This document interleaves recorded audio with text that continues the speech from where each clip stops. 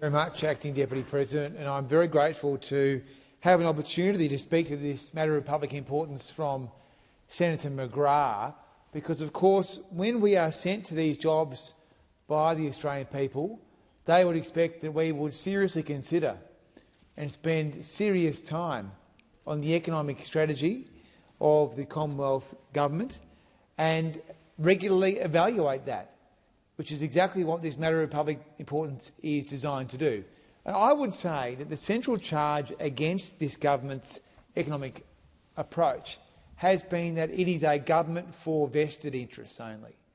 And because of that, it hasn't had time to solve the great economic problems of the day.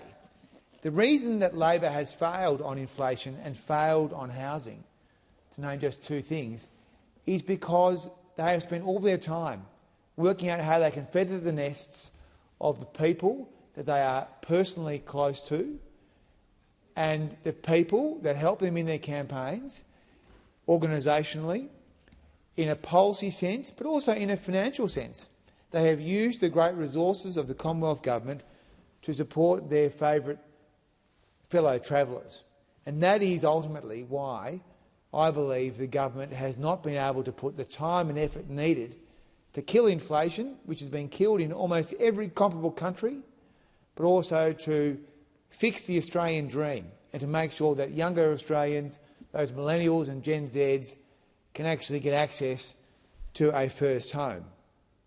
Now, of course, the budget strategy has been a disaster. They removed the break that we had on tax increases, and they have, of course, thrown in the bin the attempts that we made in the last parliament to deal with bracket creep. And the reinsertation of a tax bracket in this parliament is one of the most regressive changes that we've seen.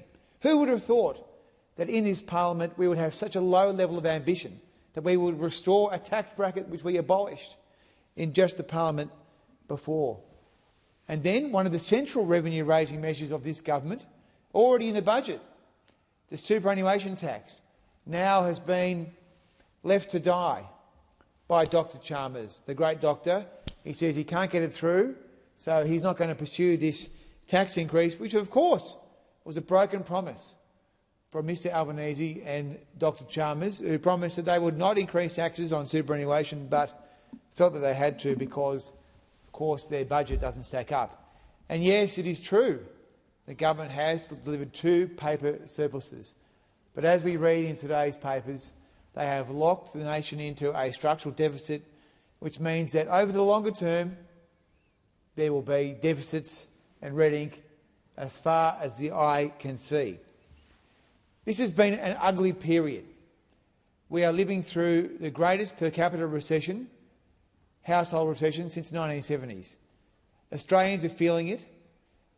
They are finding it harder and harder to keep going, and the government has seemingly no solutions here other than crony capitalism.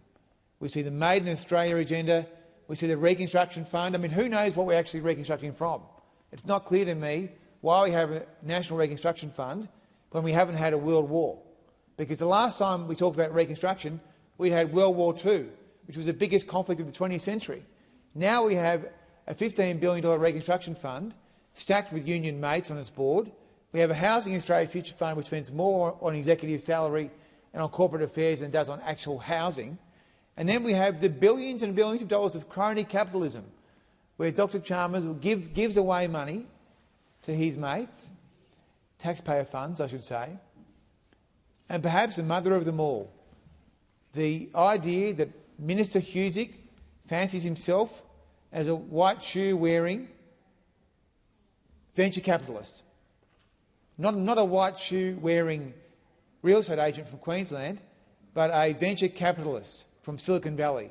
And he's going to give $1 billion of taxpayer funds to PsiQuantum, an American company, to build a quantum computer, which he just decided to do one random day. So this has been the biggest disaster since the 1970s in terms of having a government engaging in maladministration of the economy. The Australian people are feeling it every single day, and we have to get the country back on track. And the only way to do that is to have a Liberal government. Thank you, Senator Bragg. Senator